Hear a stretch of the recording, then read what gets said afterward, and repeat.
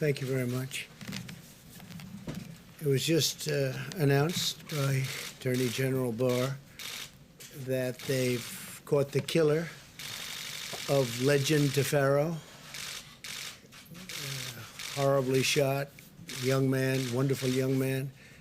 And we have this just came out 2 minutes ago. So Attorney General Barr just announced, as you know, we named Operation Legend after Legend Tefero, where we're going to be helping out and are in the process of helping out cities throughout our country that have difficulty with crime, in particular certain types of crime. So that's really good news. They caught the killer of Legend. Today we saw Joe Biden continue to politicize a pandemic and to show his appalling lack of respect for the American people. That's what it is. At every turn, Biden has been wrong about the virus, ignoring the scientific evidence and putting left-wing politics before facts and evidence. Sleepy Joe opposed both the China and the Europe travel bans. You know that. He opposed the China travel ban that I instituted very early and the Europe travel ban that I instituted quite early. If he had followed, if we went after and listened to his advice, hundreds of thousands more people would have died. This is according to many people. I believe that Dr. Fauci agreed with that. He said that President Trump made a great decision when he put the ban on China. Joe Biden wants to fling open American borders, allowing the pandemic to infiltrate every U.S. community based on his policies. He wants to have ridiculous open borders. I've been saying from the first day I started campaigning for this great office that you have open borders, you don't have a country. You don't have a country with open borders. So he wants open borders. The Democrats want open borders. And if you take a look at our southern border, we would have criminals pouring through. The wall is getting close to 290 miles long, and it's having a huge impact. So we disagree with him on that. That's one of the many things that we disagree with. But while Joe Biden would allow rioters and looters and criminals and millions of illegal aliens to roam free in our country, he wants the federal government to issue a sweeping new mandate to law-abiding citizens. He wants the President of the United States, with the mere stroke of a pen, to order over 300 million American citizens to wear a mask for a minimum of 3 straight months. I guess this just happened. He thinks it's good politics, I guess, no matter where they live and no matter their surroundings, because different states are much different, both in terms of the atmosphere itself and also in terms of the corona problem. He does not identify what authority the president has to issue such a mandate or how federal law enforcement could possibly enforce it, or why we would be stepping on governors throughout our country, many of whom have done a very good job, and they know what is needed. Also, many of our 50 states are doing the job at a level that, frankly, people are really surprised, including foreign governments that are calling us constantly and asking for advice. So I want to just say our governors have worked very hard. They've worked with Vice President Pence and myself and everybody else that's been going. We have Scott now involved, and so Scott, congratulations, but you'll be working with a lot of governors. You've already started, and Dr. Fauci and Dr. Birx. If the president has the unilateral power to order every single citizen to cover their face in nearly all instances, what other powers does he have?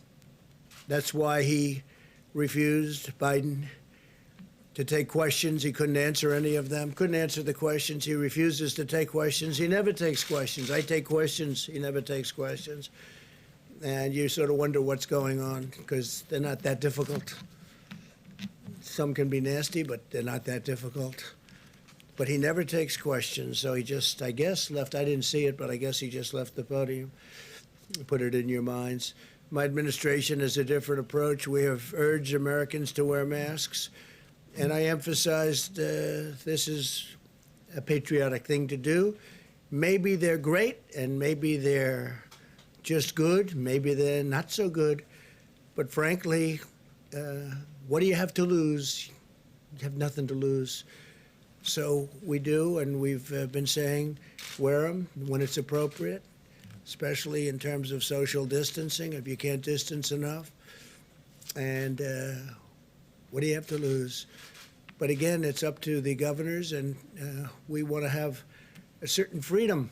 We want to have a certain freedom. That's what we're about. At the same time, we also understand that each state is different and is facing unique circumstances. You have very, very different states facing very unique differences and circumstances. We've entrusted the governors of each state, elected by the people, to develop and enforce their own mask policies and other policies, following guidance from the federal government and CDC.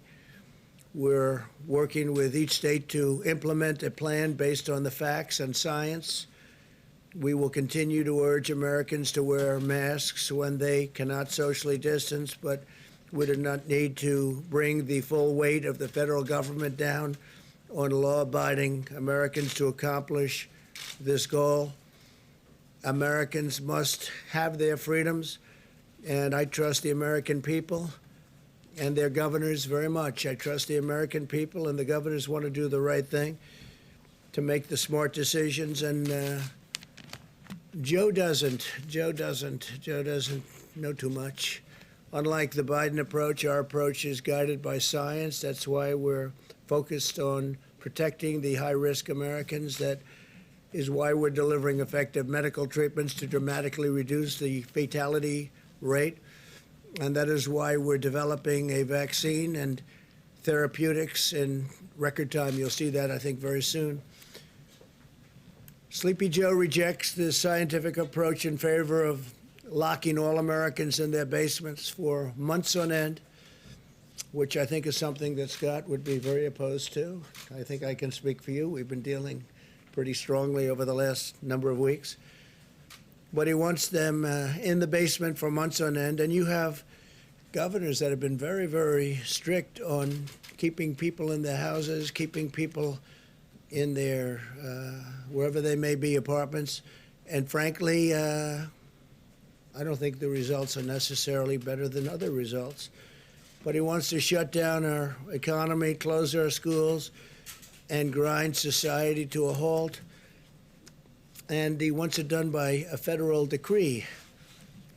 This would lead to a crippling, long-lasting depression. This would be a crippling, long-lasting depression. And yesterday I showed you the numbers about how well we're doing coming back with auto sales and auto manufacturing and used car sales and housing sales at numbers that nobody would have believed. And we're back and very strong. It's a very strong V. It's almost a straight-up V. We'll be discussing that over the next couple of days. But the economy is coming back, and the employment numbers over the last 3 months are a record in history of our country.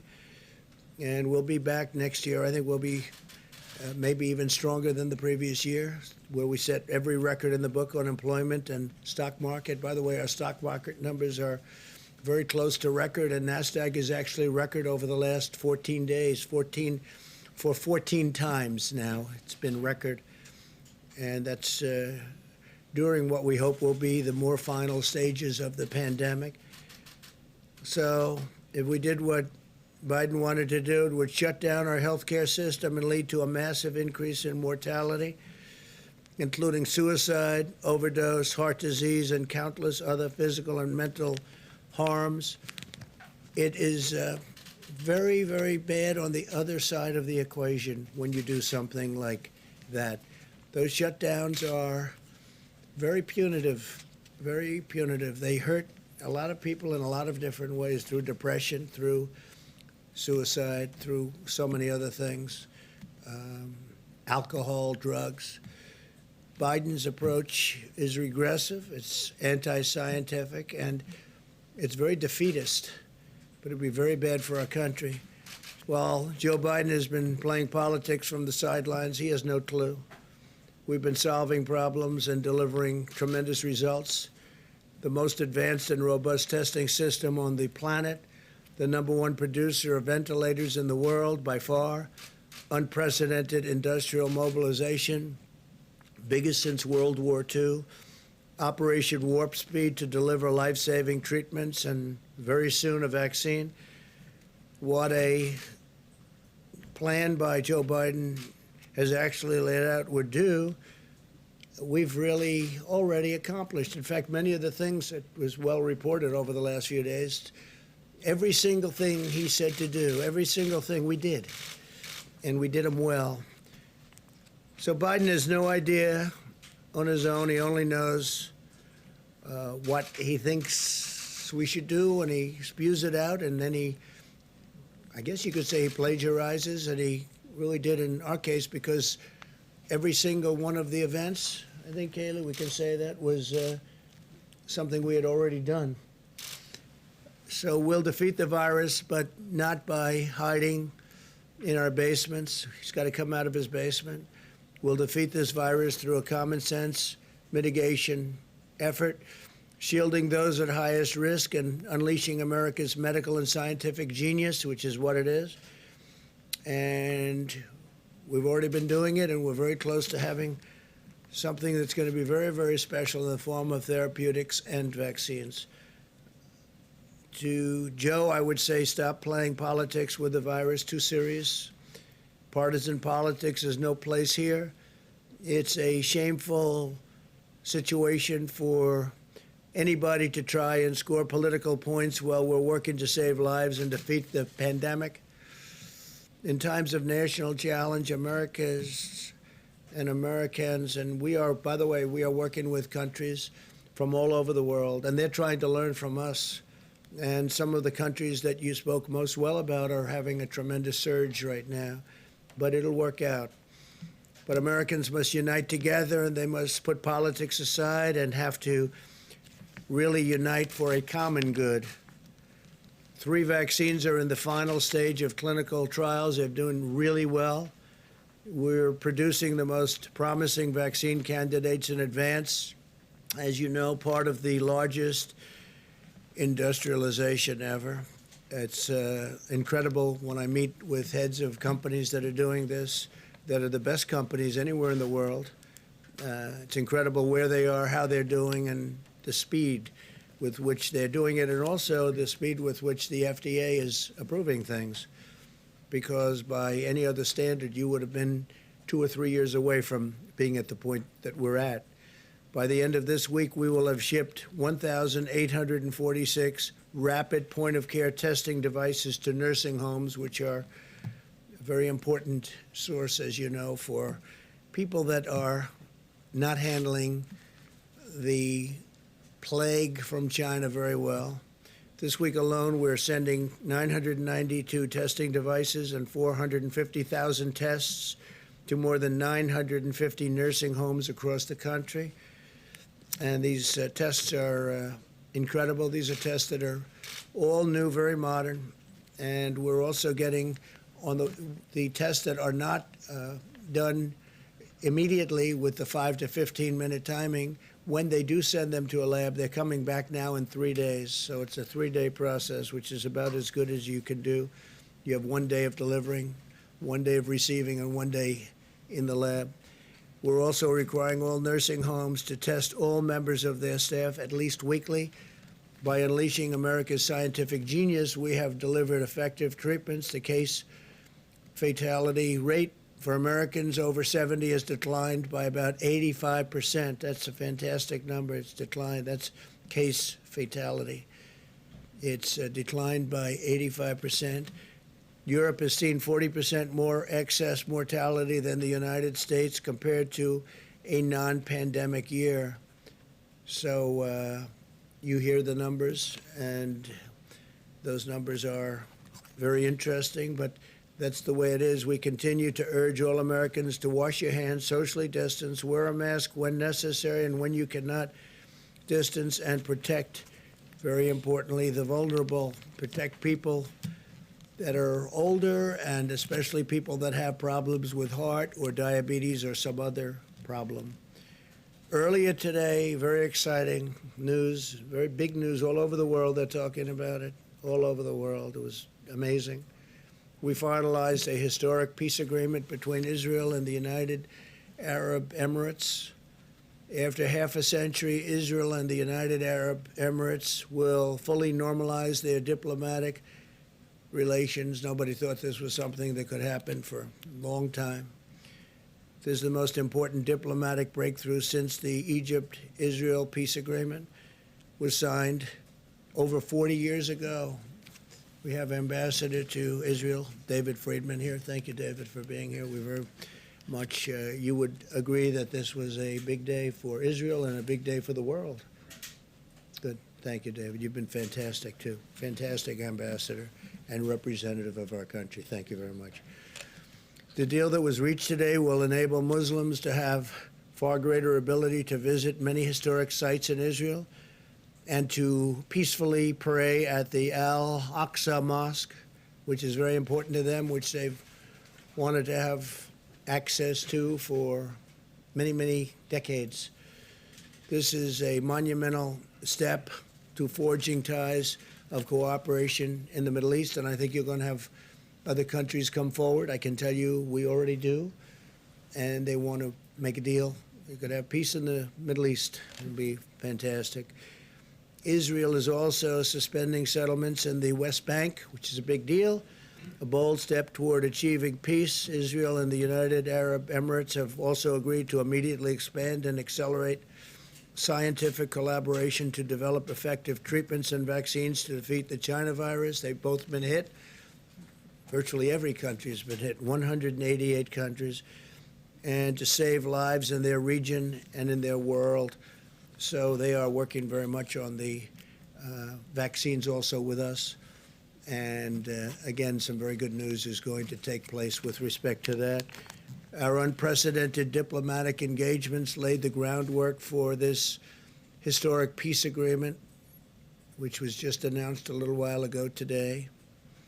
We will not rest as we continue to work toward a world of greater harmony and prosperity for all.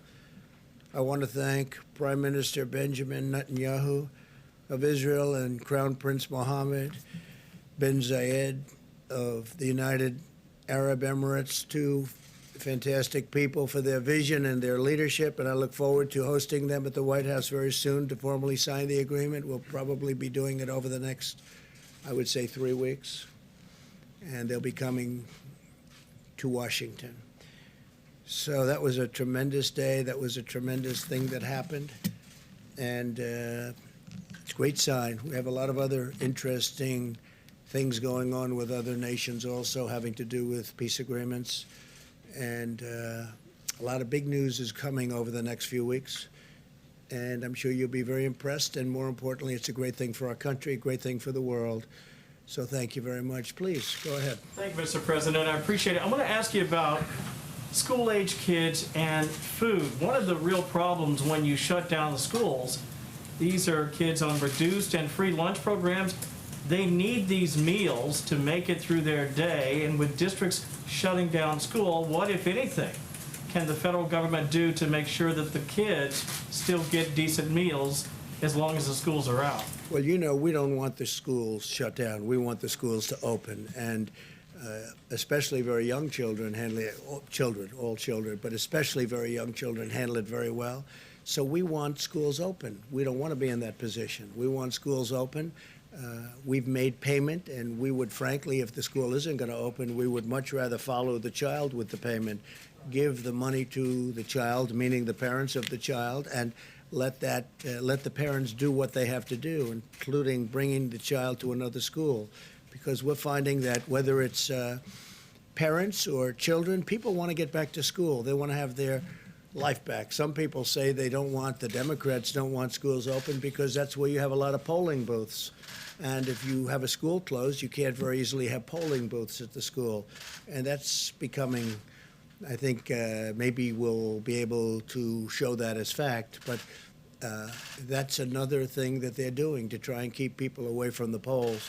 So we have to look into that, but it's, you've been reading about it, I've been reading about it, and I don't like it. But we'd like to see the schools open. Then we don't have that problem. Good question. Thank you, Chris. Mr. President, what's your understanding of how long Israel will suspend its West Bank annexation plan? What do you think? Tell me. Well, we're putting all our eggs into the basket of peace. We have an agreement with the Emirates. We're going to nail down all the details, embassies, overflights, commercial. Then we're going to extrapolate that to the rest of the region.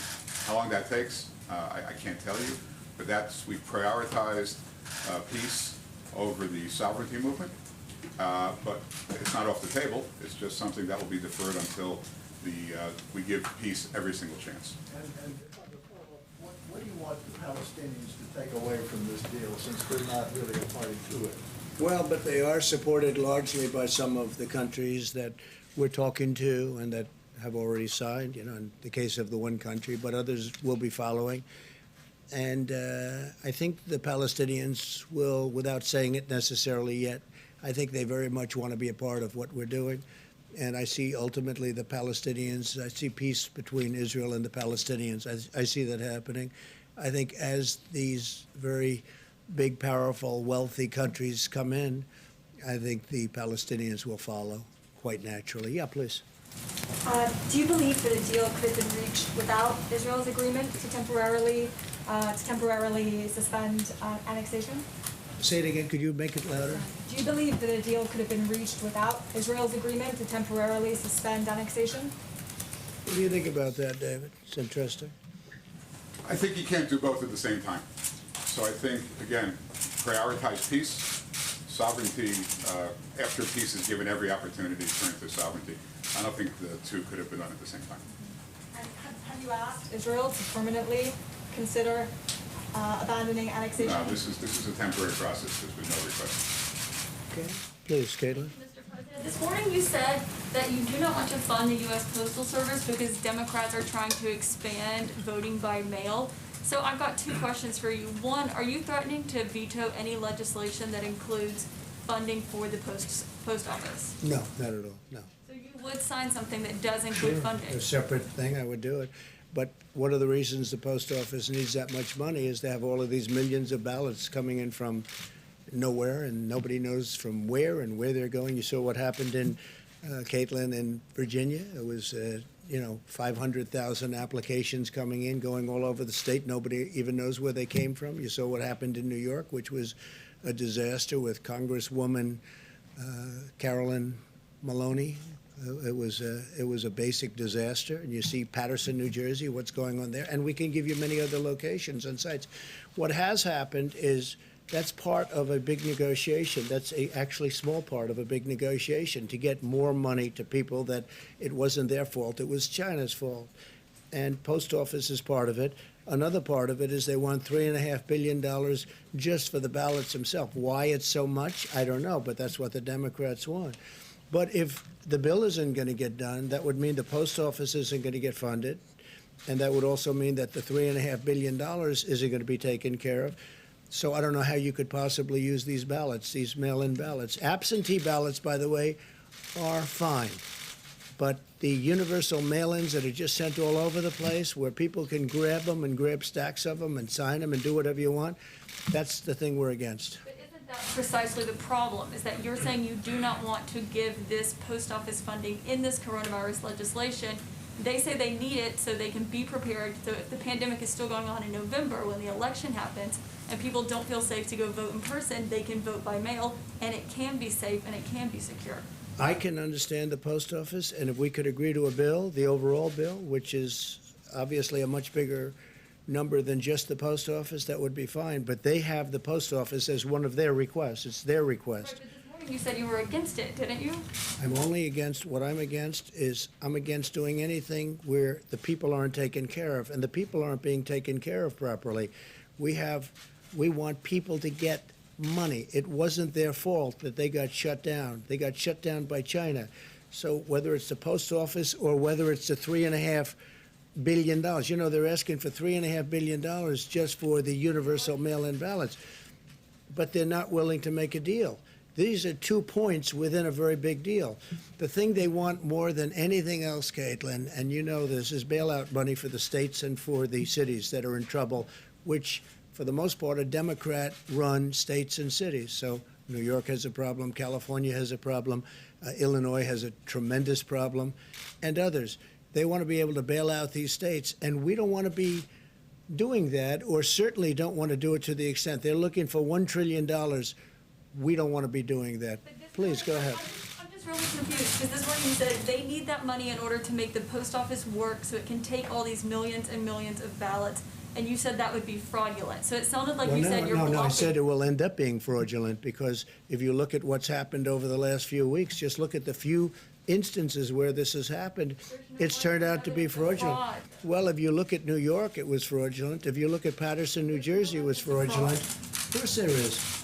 The whole thing is a mess. In fact, Carolyn Maloney's opponent he's gone crazed. He said they took the election away from him, and he may be right. I think they should redo that election.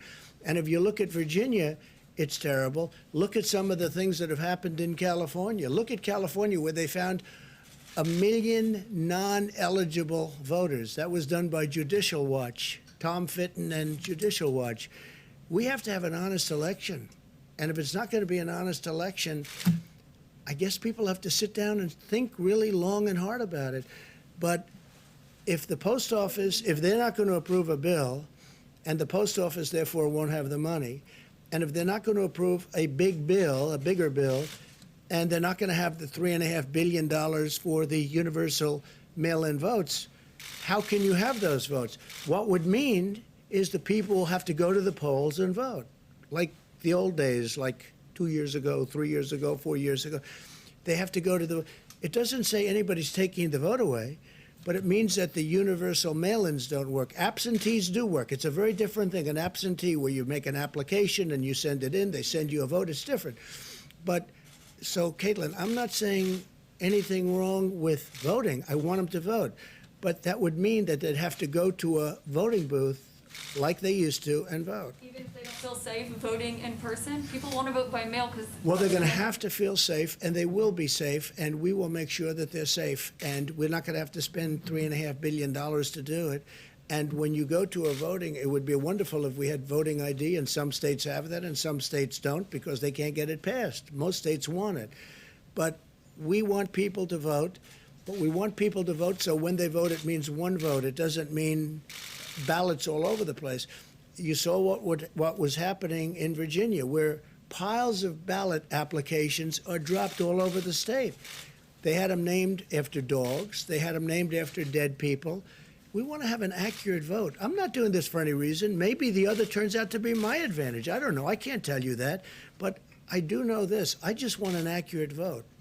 And it's a fair question, by the way. So does everybody else. Okay. Mr. President, how does the accord today between Israel and the UAE help struggling and persecuted Christians in the Middle East? Help what? How does it help struggling and persecuted Christians in the Middle East, the deal today? Well, I think it's going to. I think it's a big start. And you're right about that. Christians have been persecuted by some countries in particular in the Middle East. And I think this is a big start. It's going to be a very strong start, very powerful start. And it's something that I will tell you, I've told David and I've told every one of our negotiators, if you look at the way Christians have been treated in some countries, it's beyond disgraceful. It's if I had information and if I had absolute proof, some of the stories that we've heard, which is not easy to get, I would go in and do a number to those countries like you wouldn't believe what they do to Christians in the Middle East, and it's disgraceful. It's disgraceful. You're right. It's a very big part of the overall negotiation. And as countries come in, for instance, UAE has agreed very strongly to represent us. I think they will very well with respect to Christianity, because in the Middle East it's not treated well. It's not treated well at all. It's treated horribly and very unfairly, and it's criminal what's happened. and that's for many, many years. I think it's a great question and it's a very unfair situation. Please, go ahead. Thank you, Mr. President. Larry Kudlow said that there's a routine check-in call with China on the Phase 1 trade deal. My question is, what if they bring up TikTok and also WeChat? Would you instruct your team to engage them on that executive We have a order you just- deadline of September 15th, and whether it's Microsoft, I understand, and others are negotiating. We also said that obviously it's worthless if we don't allow them into the country, so we said that the United States Treasury is going to be getting something out of this deal, something very substantial, but what we want is total security, but we have a deadline of September 15th. So I know Microsoft and others are very interested in it, but that's our deadline, and it has to be proven to be totally secure.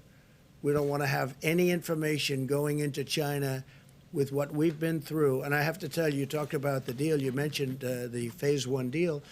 Well, the Phase 1 deal, it's a very interesting situation because you've been hearing the largest order of corn in history, the largest order of soybeans, the largest order of beef. They've done more than they've ever done. So you're going to have to figure that one out. With where I'm coming from, I could have, because they see my attitude. My attitude toward China is not friendly, but they have gone into orders that are extremely large, and our farmers are very happy. But with what they did with respect to the pandemic, the plague that came in from China, it just is a different feeling. It was an incredible deal, but I have a very different feeling. But they are giving the Midwest, our farmers, among the largest orders they've ever seen. Somebody told me today, Bob Lighthire, that it's about 40% of what they're selling now is going to China. So maybe they're trying to make me change my mind a little bit, because you know my attitude on China, and it hasn't been very good. Well, we're not talking to them, no, we're talking to the companies. In theory, it's a company, but it's a company within China. That means China. And the deal will have to be substantially beneficial to the United States, and we need total security. Okay? Mr. President, yes, Mr. President, can you say whether you yourself think that annexation should be off the table for Israel, and if so, have you communicated that to Well, not Prime off the Minister? table, no, it's something they've discussed, but Israel has agreed not to do that. I mean, more than just off the table, they've agreed not to do it. And I think that was very important, and I think it was a great concession by Israel, and I think it was a very smart concession by Israel. But, David, do you have anything further to add on Prime that? Minister was pretty clear today at his own press conference that he considers this to be a temporary suspension and that the deal would still be open to him at some point in the future. I'm asking what you think he should do. Should he Well, actually right now, write it all I off? can say, it's off the table. So I can't talk about sometime into the future. That's a big statement. But right now, it's off the table. Is that a correct statement, Mr. Ambassador? Yes, the word suspend was chosen carefully by all the parties. Suspend, by definition, look it up, that means temporary halt. It's off the table now, but it's not off the table permanently. Go ahead. Mr. President, thank you so much. Just to follow to some of the questions that Caitlin was asking, you said you do want an accurate vote. That's right. Would you direct the Postmaster General to reverse some of the policy changes that have No, occurred not at there all. in order to prevent delays? No, I wouldn't do that at all. No, I want the post office to run properly, but, which makes sense, they would need a lot more money if they're going to be taking in tens of millions of ballots that just come out of the sky from nowhere, and so they need additional financial help. It's a part of the bill that the Democrats don't want to make because they want $1 trillion, much bigger part of the bill. They want $1 trillion to go to states that are run by governors who happen to be Democrats who have not done a good job for many, many years. And those are states that owe a lot of money and need a lot of money, and they're talking about $1 trillion. So the post office and the $3.5 billion for the votes themselves, which sounds like a lot of money they're looking for. $3.5 billion. Think of that, $3.5 billion to have mail-in ballots. Again, absentee good, universal mail-in very bad. Please. Just one quick follow-up. Given that the negotiations are still ongoing about whether to get more money to the Postal Service, why not put more resources and more money yourself. Find a way to do that, to make sure there is a Well, they free can and do it fair very easily. All they have to do is make a deal. If they make a deal, the Postal Service is taken care of. The money they need for the mail-in ballots would be taken care of if we agree to it. That doesn't mean we're going to agree to it. But all they have to do is make a deal. But again, more important to them is not that. That's a lot of money, but it's small time compared to the other. What they want to do, and very, very, very strongly what they want to do, is bail out cities that are run by Democrats and have been for many years. And these cities and states have done very badly, and they desperately need money for that. And we're open to something, but we're not open to the kind of money that they need. Go ahead, please. Mr. President, very quickly, my question for you is, 3.5 years. Just 1 second, please. Go what are ahead. you doing as president to make sure there is a free and fair election? That the what? What are you doing as president to make sure there is a free and fair election? So everyone talks about Russia, Russia, Russia. They talk about China, China. They talk about all of these different countries that come in and run our elections, which is false. But what they don't talk about are things like very loose mail-in ballots, universal in nature, that frankly Russia, China, North Korea, Iran, all of these countries that we are reading about, hearing about, and in some cases they're writing about intelligence-wise, these countries can grab those ballots or print forgeries of those ballots, and they would go out and they would have a field day. This is the easiest way for the mail-in ballots, is the easiest way for a country like a China or a Russia or a North Korea or Iran. I hear Iran too, that was part of the report. This would be very easy for them. This is much easier than, well, we have been very strong. Now, if you remember, President Obama was informed about Russia by the FBI in September. The election was in November. President Obama decided to do absolutely nothing about it. People don't mention that very much anymore. That's a lost fact. But he was informed very powerfully that they're going to do, and President Obama did nothing. We have done a lot, and we've really shored it up. But what people can never prepare for are millions and millions of mail-in ballots, because they can be forged, they can be captured, they can be taken. No, well, that's a very hard thing to do. We have to make sure that we can do that. Please. Mr. President, after 3.5 years, do you regret it all the lying you've done to the American people? On All the what? everything. All the lying, all the dishonesties That who has done? you have done. Tens of Yeah, thousands. go ahead, please. Please. Go ahead. Go ahead. I wanted to ask about the payroll tax Go ahead. cut. One, is it going to be optional or mandatory for employers to defer and not collect the payroll tax? So we're- and if I have a follow-up on The that. payroll tax is very important and a very big benefit to people, as you know, to companies, because we want the companies to be strong, but now directly to people. And it's a very big number, and we're taking care of it, and this will go directly to the people, the workers within the company. It's a payroll tax. It's called a payroll tax cut. We're cutting the payroll tax, and it's a very large number, and that will go directly to the workers of the company. Well, if employers collect that through FICA, will that be are they going to be required not to collect that money? You mean later on? You mean later on at a later Right now, date? so September 1, when I get my paycheck, will The it be up to employers, my? the employers will collect it and give it, most likely. The employers will collect it and give it, okay? Please, go ahead. Follow-up on President, that? I have 2 questions. The first one on domestic politics. There are claims, Can't understand a there word are you're claims saying. circulating in social media that Kamala Harris is not eligible to run for vice president because she was an anchor baby, I quote. Do you, or can you definitively say whether or not Kamala Harris is eligible, meets the legal requirements to run as vice president? So I just heard that. I heard it today, that she doesn't meet the requirements. And by the way, the lawyer that wrote that piece is a very highly qualified, very talented lawyer. I have no idea if that's right. I would have assumed the Democrats would have checked that out before she gets chosen to run for vice president. But that's a very serious. You're saying that they're saying that she doesn't qualify because she wasn't born in this country. No, she was born in this country, but her parents did not the claims say that her parents did not receive their permanent residence at that Yeah, time. I don't know about it. I just heard about it. I'll take a look. Back in the Mr. back. President, a follow-up on UNGA. Ambassador Kelly Craft recently said that you, or she's hoping that you might be able to deliver the speech in front of the UN General Assembly in person, even though other leaders will be sending in their video recordings. Can you confirm that? Yeah, I'm thinking about going directly to the UN to do the speech. A lot of people will not, because of COVID, will not be able to be there, as you know. But I think it's appropriate if we can do it, I'll do it directly.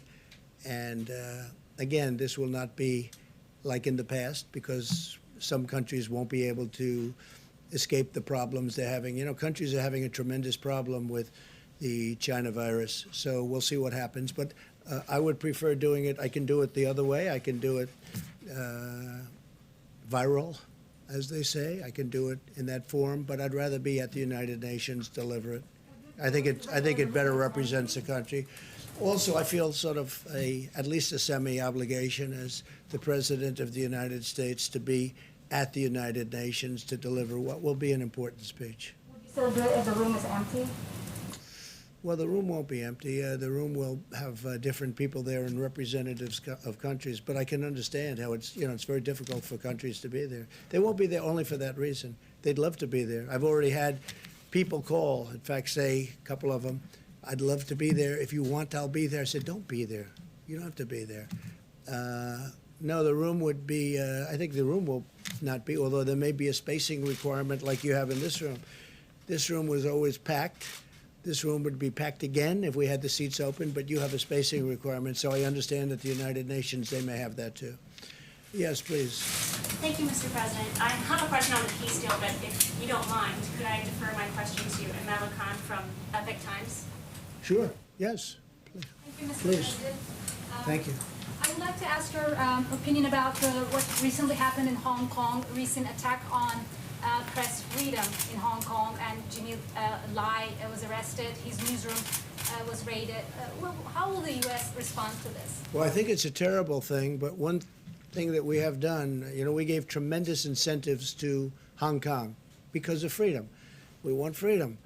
And we were giving tremendous economic incentives to Hong Kong, and we have now withdrawn all of those incentives. And it will be impossible for Hong Kong to compete with the United States with respect to that. It just won't be, because we've taken all of the incentives away. If you look at China with the World Trade Organization as an example, they're getting tremendous because they're considered a developing nation, which is ridiculous. Why should they be a developing nation, but we're not? And they get tremendous incentives. We have, by the way, told them it's unacceptable, and we've been doing that for a long time. They understand exactly how we feel, and big changes are being made. But with respect to Hong Kong, they get tremendous financial incentives so that they could do business and compete in the world.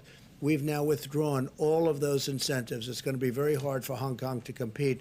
And I will tell you that the United States, and I say this from any standpoint you want to hear it, will end up making a lot more money because of it, because we lost a lot of business to Hong Kong.